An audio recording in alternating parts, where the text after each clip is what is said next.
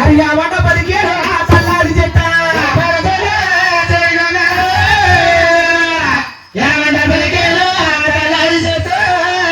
కన్నాతలి విష్ణుముండి ఉండే వద్దకెళ్ళిపోయి విష్ణుదేవుణ్ణి అంటుంది నాయన కొడుకా విష్ణు నువ్వు పొందారా నా కొడుకు కలియనవా బాబు నాయన విష్ణుమూర్తి నువ్వు వాడారా నా కొడుకు కలియనవా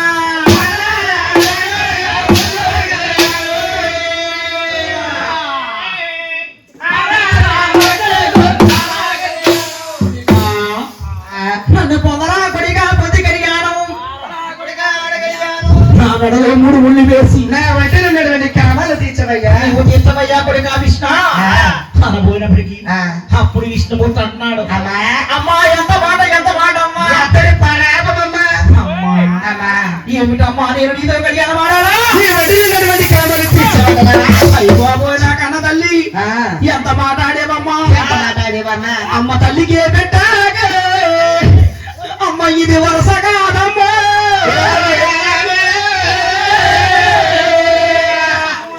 ఎంత మాట్లాడే నడిగన్న తల్లి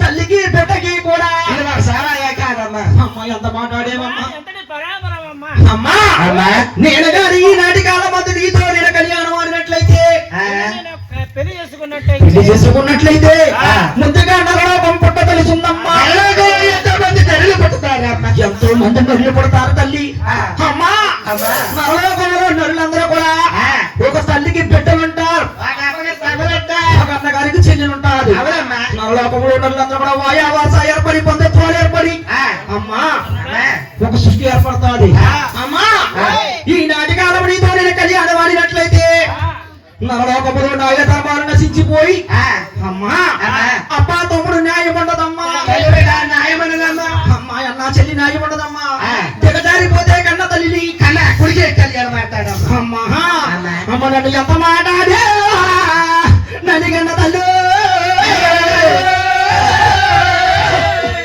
అమ్మ తప్పమ్మ నా తల్లి ఓపమ్మ తల్ల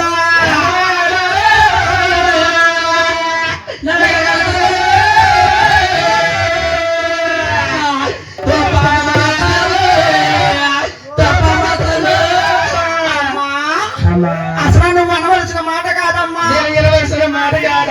నేను వినవలసిన మాట కాదు నేను పొందలేనమ్మా అని ఎప్పుడైతే విష్ణు అన్నాడు కన్న తల్లి అది పరాశక్తి అంటుంది ఏమిటి నాయన విష్ణుమూర్తి నేను నీకు తల్లి నా కొడుకా బాబు విష్ణు నేను నీకు తల్లి కాదయ్యా నువ్వు నాకు కొడుకు కాదయ్యా మరి ఏమవుతానంటారేమో ఏమవుతానంటావా విష్ణుమూర్తి గుట్టూరు పుట్టారు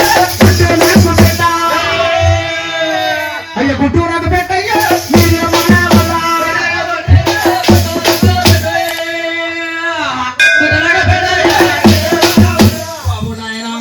మీరు ముగ్గురు నాకు గుడ్డులో పుట్టారయ్యా గుడ్డు నాకు బిడ్డ అవుతాది మీరు గుడ్డులో జన్మ అయ్యారు కాబట్టి గుడ్డు నాకు అన్న కూతురు అవుతాది మీరు గుడ్డులో పుట్టారు కాబట్టి నాకు ముద్ర మనవలు అవుతారు కృష్ణ మామలకి మనమలకి కట్టు లేదయ్యా నన్ను పొందరా కొడుగా పొట్టి కలిగాను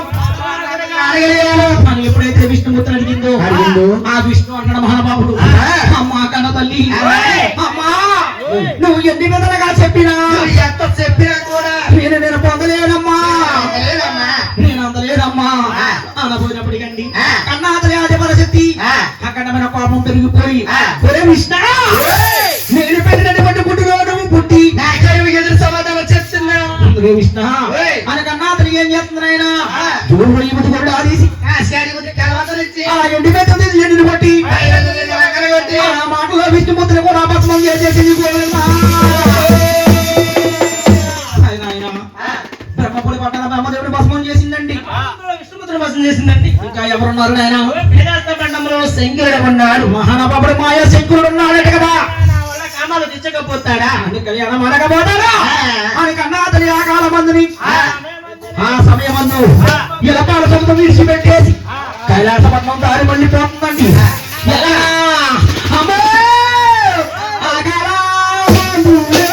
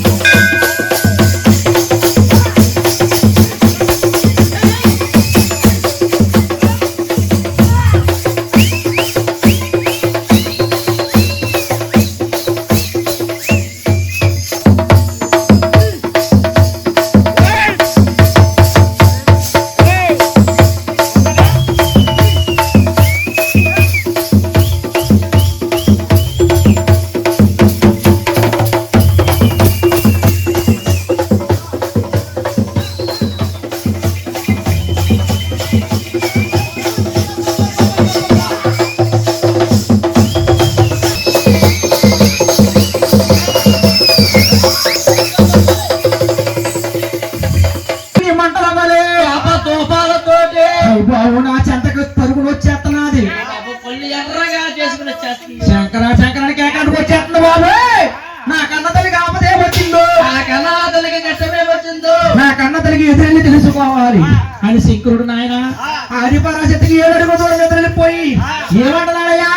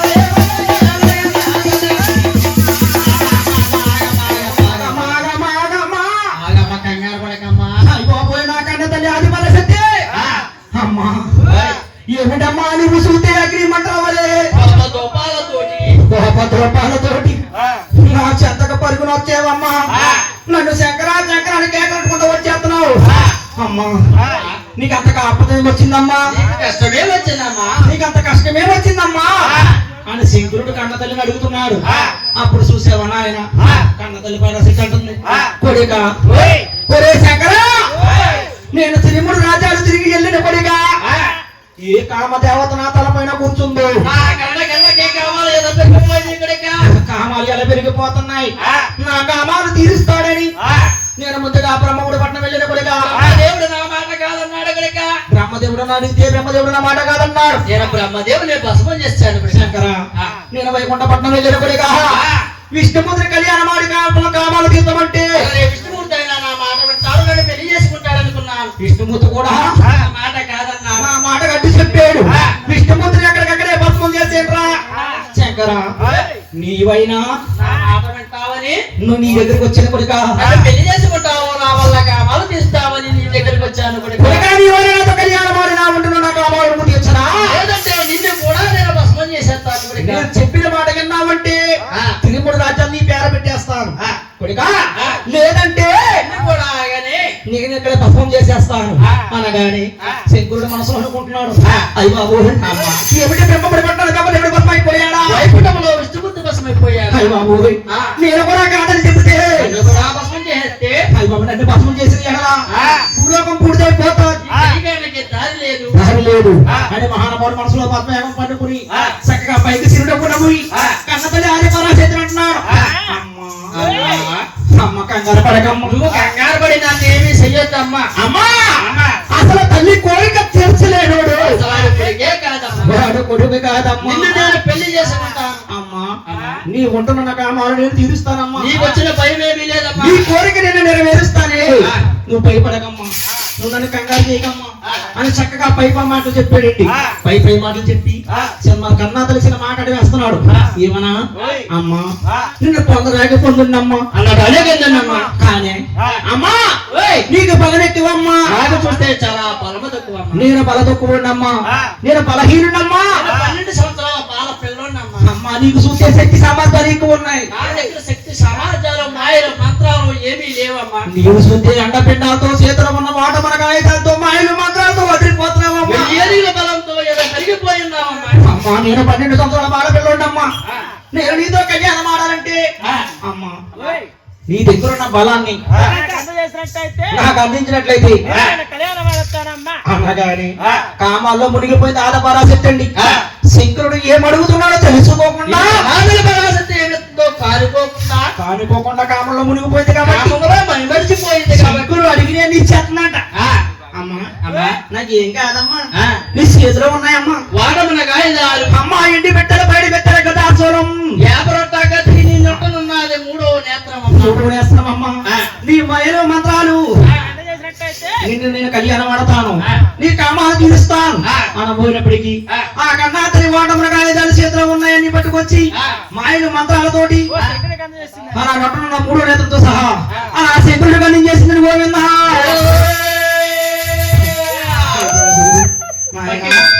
ఈ యొక్క అరిసెత్తు బలం తక్కువైపోయిందండి శంకరుడికి బలం ఎక్కువైపోయిందట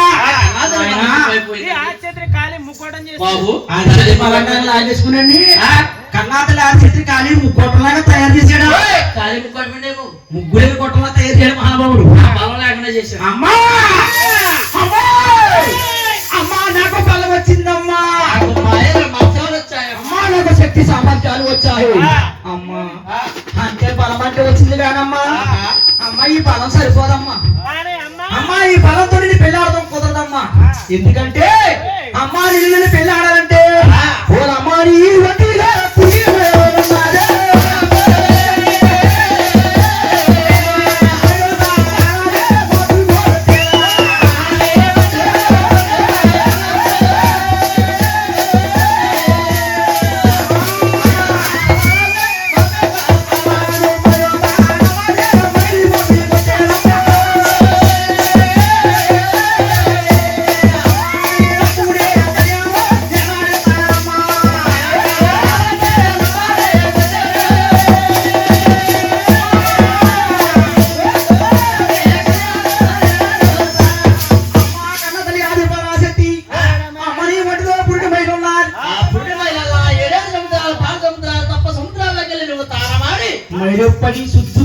మంది మైలు మాపు గుడి నా దగ్గరికి వచ్చావంటే నేను కళ్యాణం ఆడతానమ్మా నీ వల్ల కావాలని నేను తీస్తానమ్మా. నా పోయినప్పుడు కండి మహానుభావుడు ఎప్పుడు వెళ్తే దానమానమన్నాడు స్నానం అంటే స్నానమే మరంటే మరి అని మహాతల్లి మాయ కూడా తానానికి వెళ్ళిపోతుందండి ఎలాగా అది మహానుభావుడు ఎరిగి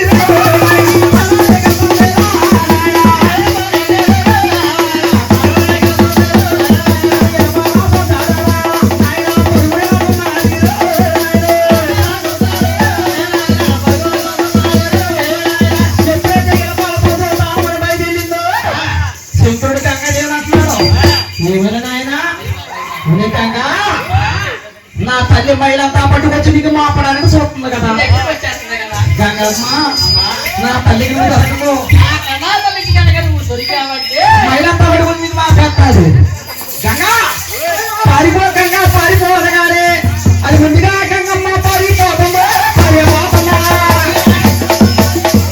మరి అయ్యాగా చిత్తమ్మ పడిపోతుందో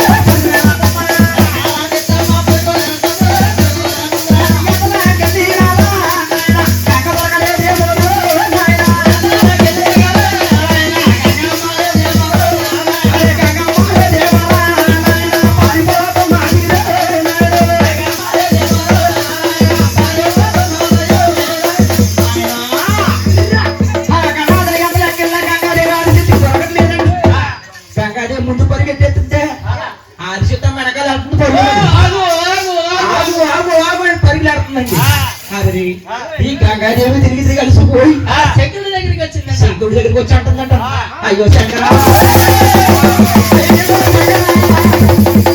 అయ్యో శంకరా నీ కన్నా తెలియక నేను తట్టుకోలేను శంకరా నేను ఆగలేకపోతున్నానయ్యా నన్నేమి చేస్తావు మహేశంకురుడా అని గంగాదేవి అడుగుతుంటే మహానుభావుడు ఆ శివుడు లెగిసి శివతాండవం మాడి అయ్య బాబోయ్ నాయనా గంగాదేవుని శిరస్సులో బంధించేసి అంటున్నాడు ఏమిటి ఆడ స్త్రీ నా కన్నా తల్లికి ఇంతటి అహంకారమా బలమా?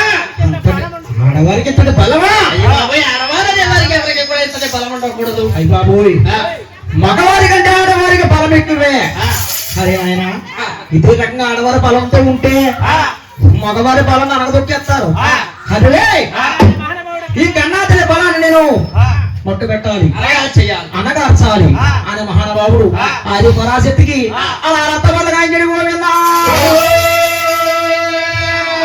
రక్తపు బట్టలంటే నాయన ఆడశ్రీ అనే వారి గండి నెలనెలా గండం నెలసారి గండము, నెలసారి గండం మగవారికి అయితే మొత్త గండము. మొట్ట గండం ఆడవారికి నెలల గండం పెట్ట గండం అండి నాయన ఎప్పుడైతే నెల పాటుకలు కాయించాడు మొత్తములుగా గాయించాడు. భర్త వరకలు కాయించాడు ఆ కన్నాతలు కుందేలు పిల్ల చెత్తరికి పోయి రీతిని కలిసిపోయండి శంకుడి దగ్గరికి వెళ్ళిపోయిందండి శంకుడిని అంటుంది శంకరా అయ్యో శంకరా నువ్వు చుట్టే అదిగో గంగన్నావయ్యా ఓ గంగన్నావు. ఇదిగో గంగన్నావు నేను ఎంత లేకెళ్ళినా ఆ మోకాళ్ళ దాకా నేను చేస్తున్నాను. నాకు తాడు నీళ్ళలో తాళం తాళం లేదు. అనబోయినప్పటికి శంకుడు అంటున్నాడు అమ్మా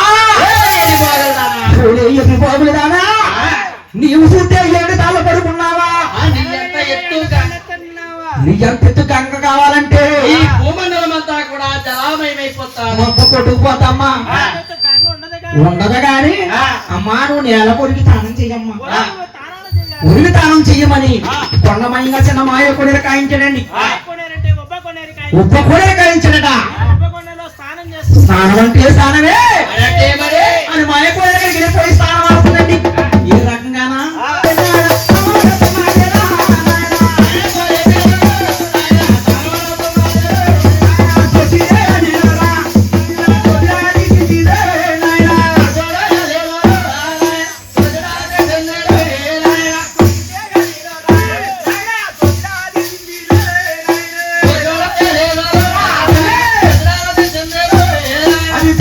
అది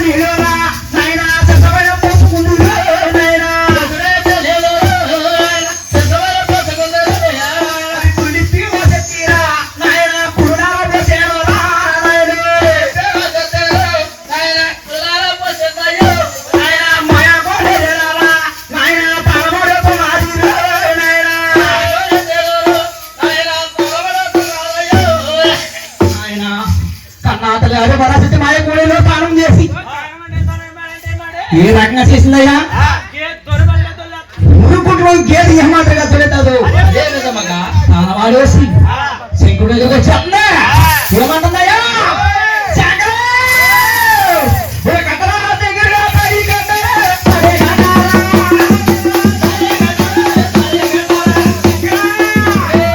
శంకరా నేను చుట్టుపడి వచ్చే పడిగా శంకరుడా, పడిగా శంకరుడా. ఓ నాతోని కళ్యాణాన్ని పాడవయ్యా, శివారావయ్యా. కొడుకా, నిన్ను చుట్టుపడిపోయాను కొడుకా. కొడుకు నువ్వు నా మెల్లో 3 ముళ్ళు వేసి నాతో కళ్యాణం ఆడి శంకరా మరి నా అన్న సందోలే చెప్పరా చెప్పరా అడుగురా. నా ముట్టు పక్కన చెప్పరా అడుగురా, చెప్పరా కొడుకా. కొడుకా, నా ఎంత సందాలు నా సోపు సరదాలు నా ఎచ్చట్లు ముచ్చట్లు అలా పోయినప్పుడే కండి సింకులు అంటున్నాడు అమ్మా ఏ పొంగకే నా తల్లి పొంగకమ్మా, పొంగకమ్మా. అమ్మా అమ్మా ఏ తొల్లగే నా తల్లి నువ్వు తొల్లవద్దమ్మా. అమ్మా పొంగిపోతానమ్మా. నువ్వు పొంగిపోకమ్మా నువ్వు పొంగి నువ్వు ఏమైపోతావో తెలుసా అమ్మా అసలు నీకు నువ్వు ఏమవుతావో తెలుసా? నువ్వు పొంగి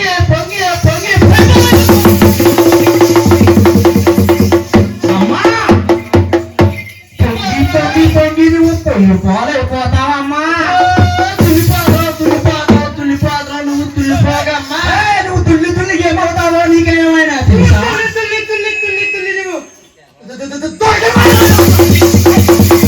అయ్య బాబాయ్ అమ్మా పొంగిపోయి తుల్లిపోతున్నావమ్మా. ఇప్పుడు పొంగితే నీ ఒళ్ళే పడిపోలే కాదా, పడిపోలే కాదమ్మా. నువ్వు నీ మామ పట్టాలే మర్చిపోయావా, మర్చిపోయావా. నీ కళ్ళు కావాలే కమ్ముకు చిన్నమ్మా, కమ్ముకు చిన్నమ్మా.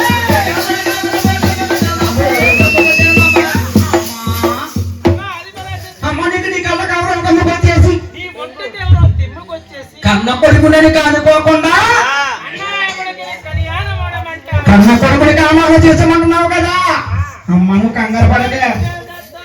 అమ్మ నీ కళ్ళ కావడాన్ని నేను అనుచేస్తానమ్మా అని మహానుభావుడు అంటున్నాడు. అమ్మ నీ మెల్లో తాళి కట్టాక నేను సిద్ధమన్నా. అమ్మ నువ్వు చుట్టూ తలపడుకున్నావా? నేను భూమికి 3 ఛానల్ ఉన్నానమ్మా. నీ మెల్లో తాళి కడతాను. మరగవే నా తల్లి నువ్వు మరగమమ్మా. అది మరిగితే నా తల్లి తాళి కడతానా.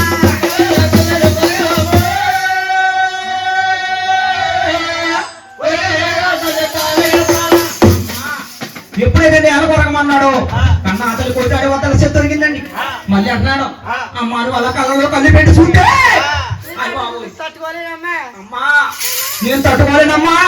అమ్మా నువ్వు శిరసని ఎలాగొంచమ్మా, నేను తాళి కట్టేస్తానమ్మా అనగాని ఆ కన్నా అతని శిరసని ఎలాగొంచిందండి.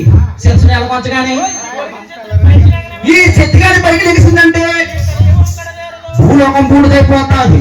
నరలోకంలో నల్లప్పుడు తింటాక తట్టుకోలేదు. ఈ కన్నా అతన్ని ఇప్పుడే నేనే ఏదో ఒకటి చెయ్యాలి, పైకి లేకనకూడదు భస్మం చెయ్యాలి అని మహానుభావుడు ఏం చేస్తాడయా వాడు ఎన్ని పేరు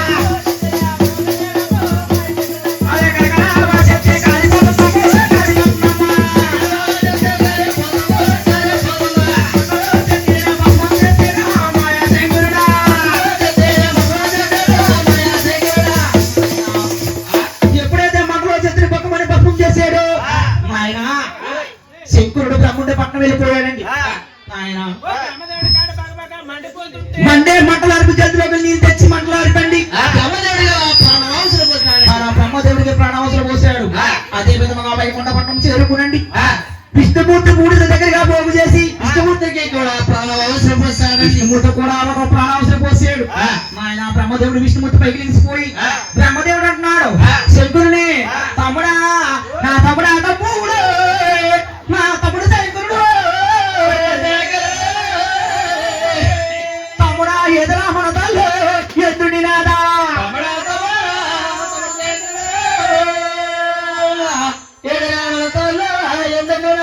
తమ్ముడా శంకరా ఎదురా మన కన్న తల్లి ఎందుకు నాది అనగానే శంకరుడు అంటున్నాడు అన్నయ్య బ్రహ్మదేవా మన కన్నా తల్లి మీ దగ్గరికి వచ్చినట్టే నా దగ్గరికి వచ్చింది అన్నయ్య. అన్నయ్య మన కన్న తల్లిని మిమ్మల్ని మీరు ఏం చేయలేదో తెలియక నా తల్లి చేతిలో మీరు కూడా భస్మైపోయారు. బస్ అయిపోయారా నేను అలా కాదన్నయ్య నేను చాలా తెలివిగా ఆలోచించి మన కన్నా తల్లి శక్తి సామర్థ్యాలను తీసుకుని మా ఆయన మంత్రాలు లాక్కుని అన్నయ్య మన కన్నా తల్లి బలముతోటి మన కన్నా తల్లి నేను భస్మం చేసేది అన్నపోయినప్పటికీ బ్రహ్మదేవుడు అన్నాడు తమ్ముడు